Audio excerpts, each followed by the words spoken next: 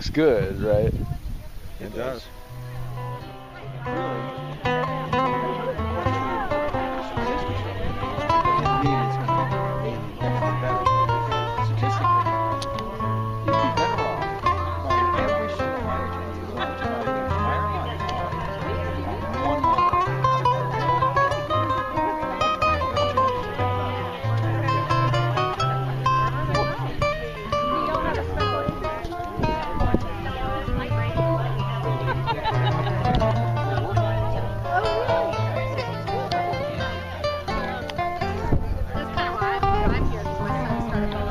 When's stuff gonna start, Carrie? I don't know. Check with the program director. Oh, I Stops fading, but I live there all day, still craving your kiss. A lot of people are very anxious to see some of our monkeys that are out here, and we have the University of Georgia monkeys right behind us.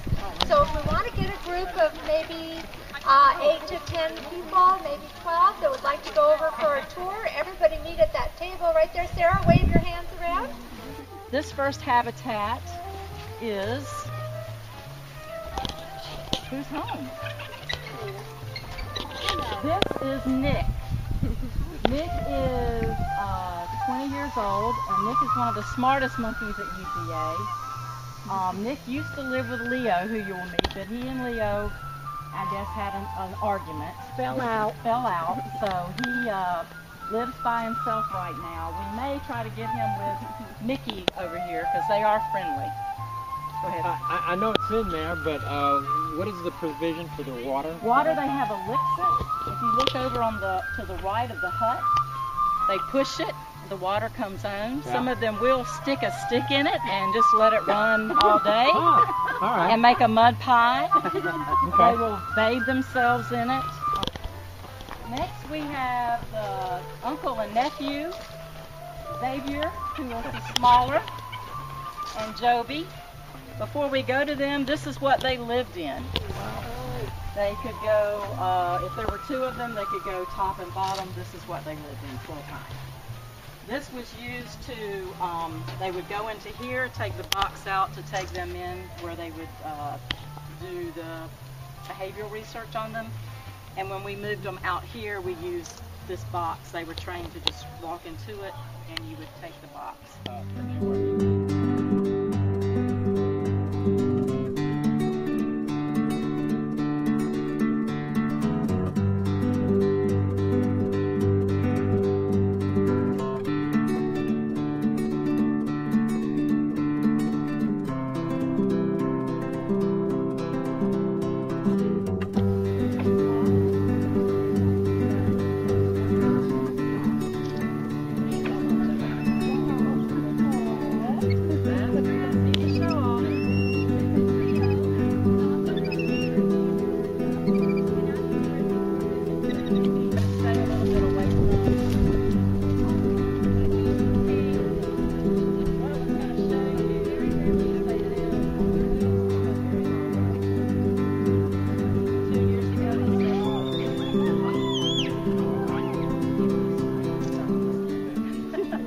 I just cannot believe the incredible strength and courage and resilience.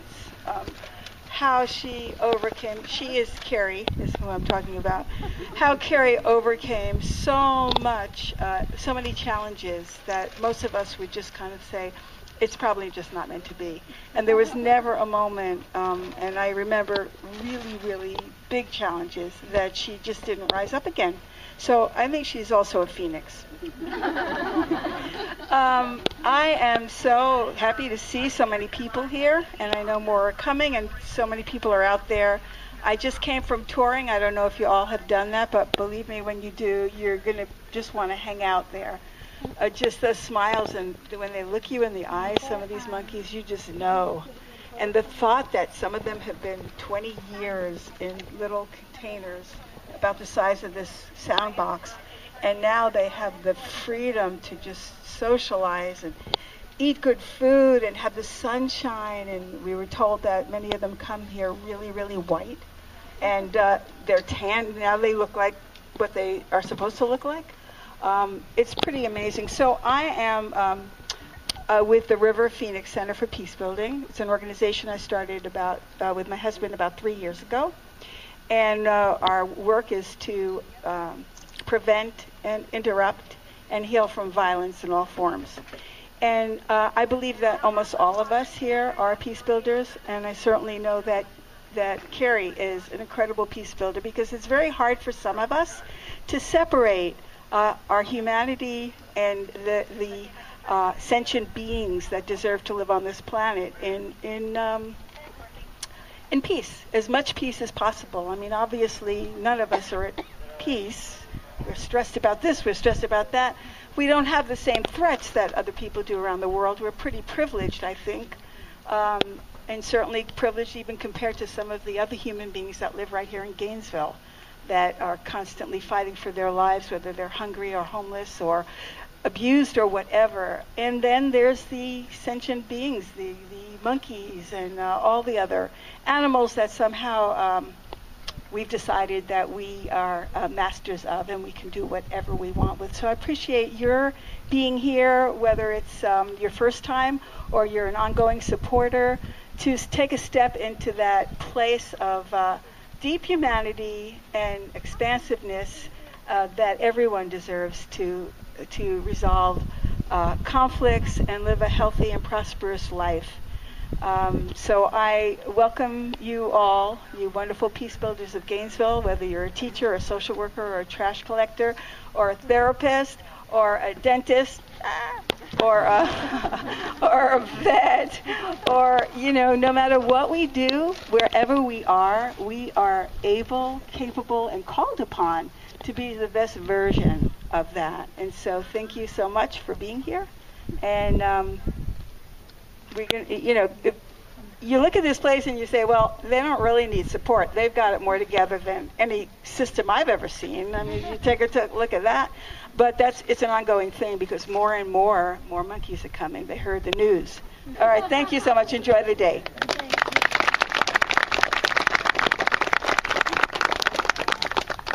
Okay, so we're going to talk about our miracle monkeys. And we have two of our vets here today who are going to tell you a lot more than I can tell you about what was going on with the monkeys, who've had amazing recoveries and amazing miracles. And of course, we're doing our ribbon cutting for the Bob Barker Medical Clinic. And Bob Barker, I just heard from them last week, and he regrets that he wasn't able to make it today. But he really loves being able to serve the special needs monkeys that are being served in our new clinic here. So, and that's how we got this beautiful new clinic and from Bob Barker. So we love Bob Barker. So anyway, I would like to bring, where's Carla? There's Carla. Carla, would you like to come up and tell a little bit about your participation here at Jungle Friends, our volunteer vet, and about some of the miracles that she has helped with? Thank you, Carrie. Welcome, everybody. Thank you so much for helping us come to celebrate our Monkey Miracle Day here at Jungle Friends. Carrie wanted me to talk to you today about some of the monkey medical miracles that I personally have witnessed here at Jungle Friends. And that gave me so much material that I've been working hard all week trying to condense a 40-minute talk into 20 minutes or less. Yesterday I got the text message that said, you got 10 minutes. So I have slashed and burned the content of this talk, and I'm just going to dive right in.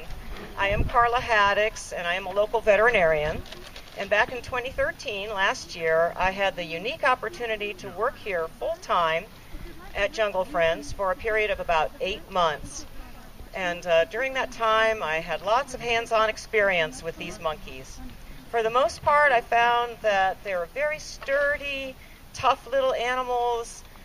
They really don't suffer much from medical problems, but when they do ever get sick or injured, they also show a remarkable, some might even say miraculous, ability to recover.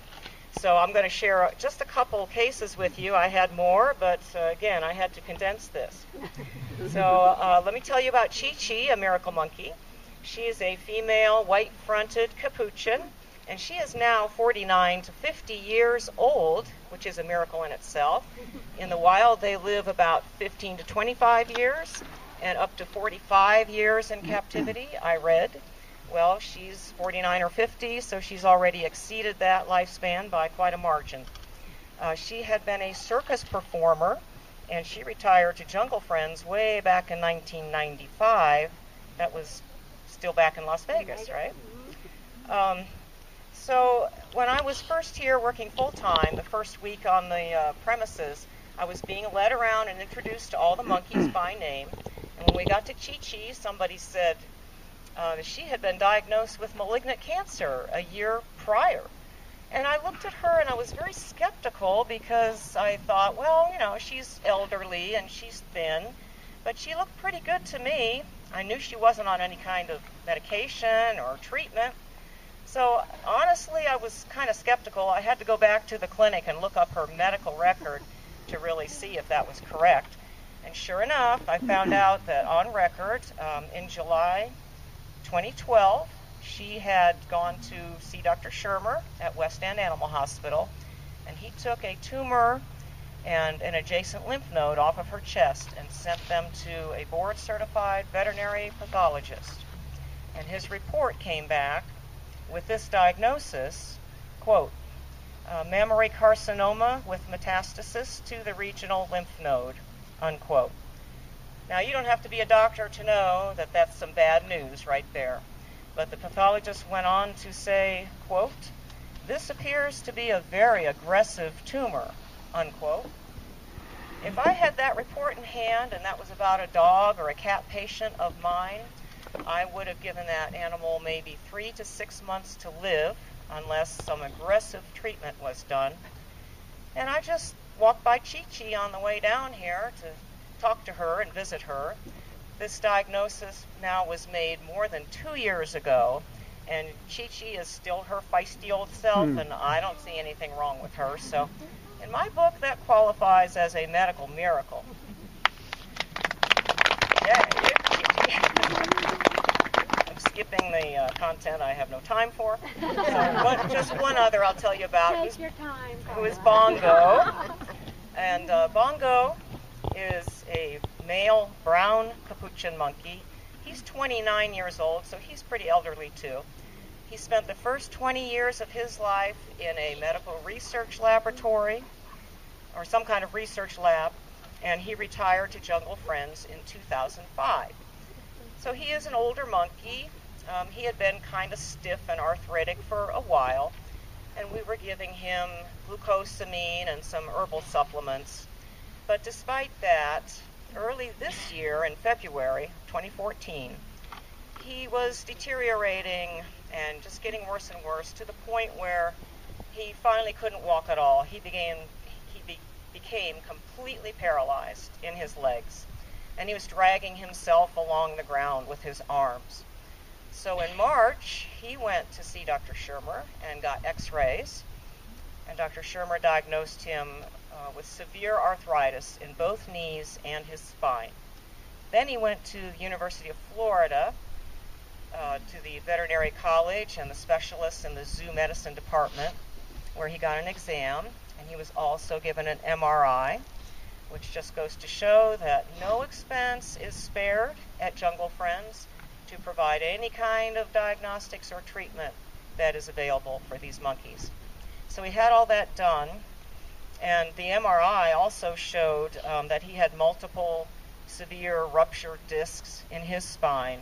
And the worst thing of all was that on his physical exam, they found that he had no deep pain reflex. That's a very significant finding. The deep pain reflex is the last thing to be lost in a spinal cord injury. So you could have a spinal cord injury where you wouldn't be able to move your legs, you would have lost your motor ability, but if somebody came along with a pair of pliers and stuck it on your toe and pinched real hard, you might still have enough innervation to get that pain signal up to your brain. You might not be able to pull your leg away, but you would still say, ouch! That's the deep pain reflex. And as I say, it's the last thing to go in a spinal cord injury, and that indicates that the injury is very severe and irreversible. So all these experts kind of wrote him off. They said he'll never walk again and his quality of life will be poor. So of course they recommended euthanasia. But I think Carrie had probably seen enough monkey miracles over the years to know not to give up on him so soon. So Bongo came back to Jungle Friends and they set up his outdoor habitat with extra padding, lots of pine straw bedding on the floor of the habitat, and they lowered his food and water and all his resting places. And nobody really expected him to get up and walk again, but she thought, well, maybe we can see how he does as a paraplegic. After all, Jersey had just completed his miracle recovery. So we took a wait-and-see approach, and this was in March of this year. He was put on several painkillers and anti-inflammatory drugs and still glucosamine. And the weeks went by, and one day somebody said, hey, I think I saw Bongo moving his leg. And a few more days went by, and we saw more movements in Bongo's legs. And so slowly he just got better and better. Then he started pulling himself up on the side of the habitat and propping himself up in a standing position. And he just kept improving, and by June he was walking again. He's moving both of his legs independently. He's walking just as well as he was before that prognosis was given. So he's another miracle monkey and another example of just the miracles that happen here routinely. If you like monkey miracles, please visit the excellent website, junglefriends.org, because it's full of other miracle stories. Thank you very much.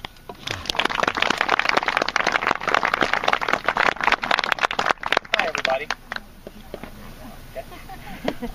I'm Dr. Shermer, Fred Shermer. I work at West End Animal Hospital. We met Carrie when she needed a in-house facility that performed surgery and medical care for the monkeys that needed to be seen. Unfortunately, a lot of freestanding practices won't see monkeys because of the somewhat rambunctious nature of their care. So I've worked with monkeys before and said, sure, we'll be happy to see them. So whenever one is sick or injured, they put it in one of those little squeeze cages, bring it over, and we take a good look at it. And so a lot of the monkeys here, whenever they have less than stellar social interactions and decide they want to bite each other in the finger or get into a fight or something like that, I get to see them, and then we repair tears, and sometimes we have to amputate a digit now and then when the finger gets too badly damaged. Monkeys, unfortunately, being as dexterous as they are, they're really bad at picking at their wounds, so we have to be really careful about how well we repair them, that they don't come back here and say, hey, watch me rip this open, and there's a whole other problem. And a lot of the boys have come there to get vasectomized. Neutering them isn't really good for them. It changes their personality, unfortunately, and they don't do well in social settings, so they need to keep their hormone levels, but at the same time, we don't want any new monkeys floating around, so we have to, that's their form of birth control. Jersey, as Dr. Haddix mentioned earlier, was one of the medical miracles, surgical miracles we dealt with. He came originally from Kentucky. He was seen by a veterinarian in Kentucky for self-mutilation. Unfortunately, that's a big problem with a lot of the captive monkeys who are originally kept as pets, but as they reach puberty and young adulthood, they have a hard time being pets anymore, and they become very aggressive towards their owners. They start to damage themselves, chewing at themselves, picking at their hands and feet. Jersey was doing this, and the veterinarian that saw him in Kentucky thought it would be a good idea if he put bandages on his hands and feet to keep him from picking at himself. And unfortunately, that caused a tourniquet situation, especially in his feet, and he ended up losing some fingernails on his hands from damage done there. but the damage done to his feet with his poor circulation is really what caused him to have a lot of problems. And when he initially came to see me, he didn't have any blood flow to either one of his feet, and we were really concerned about what to do with him. I had contacted some of the surgeons at the University of Florida. We were trying to see about maybe doing some skin grafts and some tissue reconstruction to save his feet. I was really concerned about how well Jersey would do in a captive but open sanctuary environment if he was an amputee. And of course they said it couldn't be done. They wrote him off. They said he needed to be euthanized.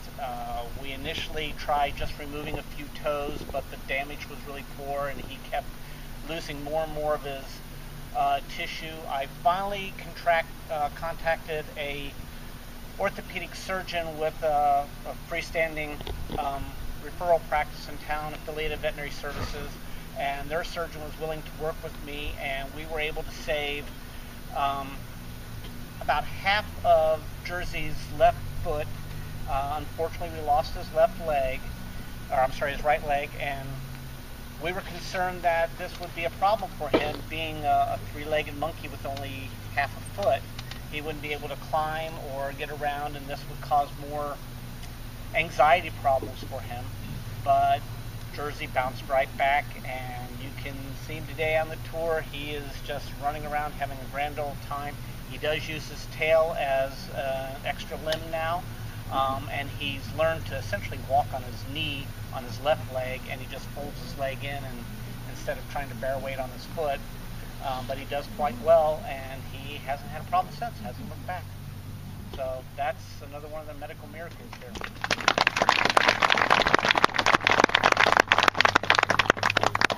When I was asked to be a part of this, certainly I knew the gravity and the importance of us looking at ways to have a sanctuary to comfort the lives of those monkeys that have been used to test for diseases, to test for the people in large organizations that have used these monkeys for years, in some cases decades, and to have a sanctuary and know the importance of that.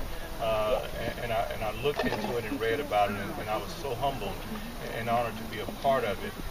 I think it's encouraging that we look at ways to encourage people and organizations who benefit from the research, as well as what has happened by these monkeys in their early years, is to look at creative ways and funding mechanisms to bring them at a place that they can retire and live in some level of peace and a level of dignity and comfort. And I think that's what this brings to the table.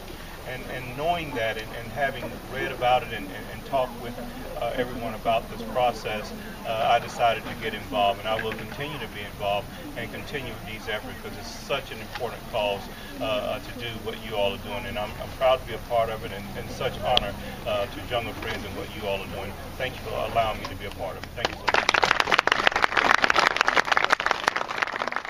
What's next, Adrian?